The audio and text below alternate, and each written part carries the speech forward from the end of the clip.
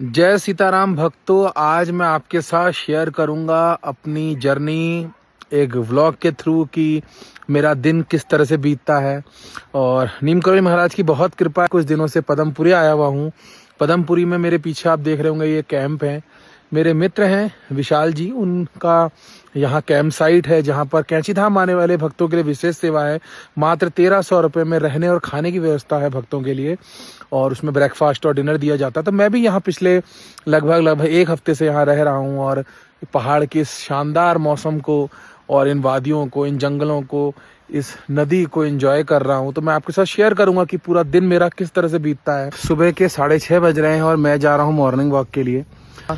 5:30-6 बजे morning walk पे, और थोड़ा सा शुद्ध हवा और हरियाली पहाड़ों में बहुत अच्छा लगता है। मैं मॉर्निंग वॉक से वापस अपने रूम में आ चुका हूँ और अब तैयार होकर थोड़ी देर में निकल रहा हूँ सोमवारी महाराज के आश्रम के लिए। पदमपुरी की पहचान ही सोमवारी महाराज से है, उनका आश्रम से है। कैंप से बाहर आ चुका हूँ और मेरे सामने इस तरह का देखिए कुछ व्यू है।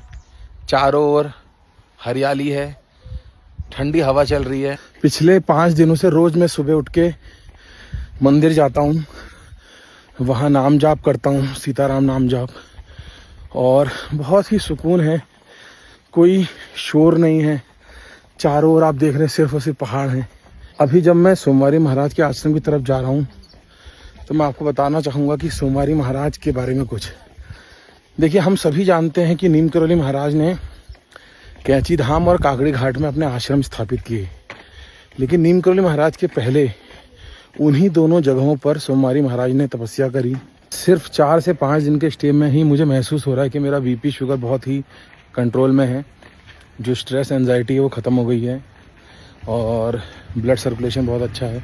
ये इस वक्त मैं अब खड़ा हूँ सोमवारी महाराज के आश्रम के बाहर। अब आश्रम में प्रवेश कर रहा हूँ और आश्रम के अंदर प्रवेश करते हुए हमें ध्यान रखना है कि कभी भी वहाँ कैमरा फ़ोन अलाउड नहीं करना चाहिए। वहाँ की शांति पवित्रता बनाकर रखनी चाहिए। तो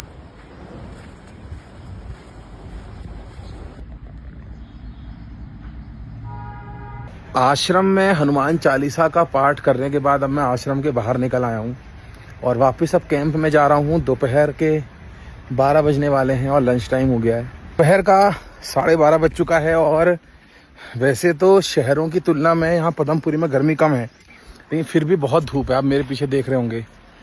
तो हल्द्वानी में तो हम घर के अंदर एसी ढूंढते हैं, लेकिन यहाँ मैं ले जा रहा हूँ आपको नेचुरल एसी की तरफ। अब दोपहर की गर्मी का तोड़ है नदी का पानी।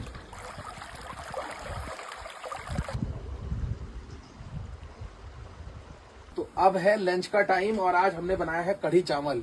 चूल्हे में बनी हुई कढ़ी और चावल का आनंद लिया जाएगा और पदमपुरी की गुनगुनी धूप में मट्ठे का आनंद। और सुनील भाई निकल चुके हैं सोमवारी महाराज के आश्रम पड़ला के लिए।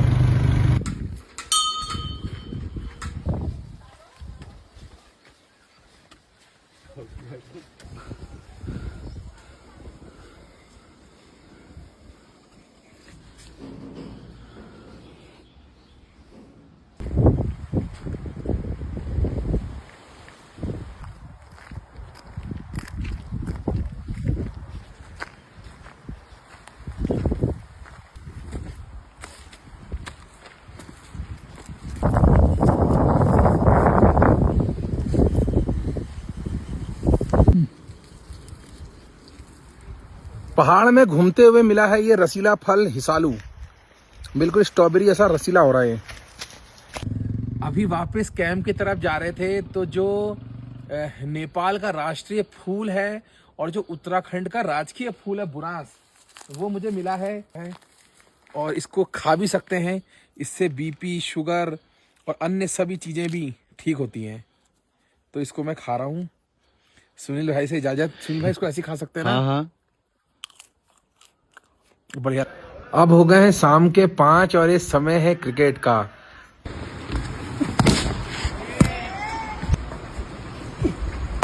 ये गया रात के 8:30 बज चुके हैं और अब बस खाना रेडी हो रहा है पीछे चूल्हे में।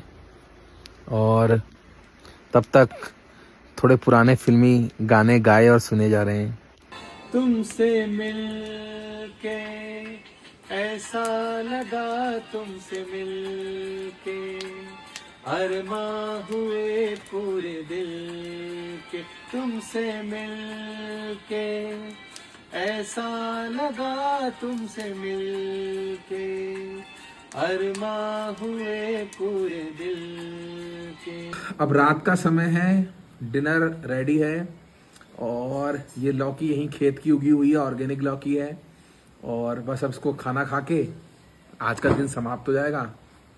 तो ये आज का मिनी व्लॉग था। लाइफ में पहली बार मैंने कोई व्लॉग बनाया है। अगर आपको अच्छा लगा तो आगे, ये तो मेरी पर्सनल लाइफ है जो मैं अभी पिछले 1 हफ्ते से यहाँ रह रहा हूँ और गर्मियों में अक्सर मैं इसी तरह से जीता हूँ। जो हल्द्वानी में सेवा कार्य होते हैं, भंडारा होता है, गौ सेवा होता है, संकीर्तन होता है, उसका भी अगर आपने इस पर अच्छा रिस्पॉन्स दिया तो मिनी व्लॉग जरूर लेके आऊँगा। सीताराम।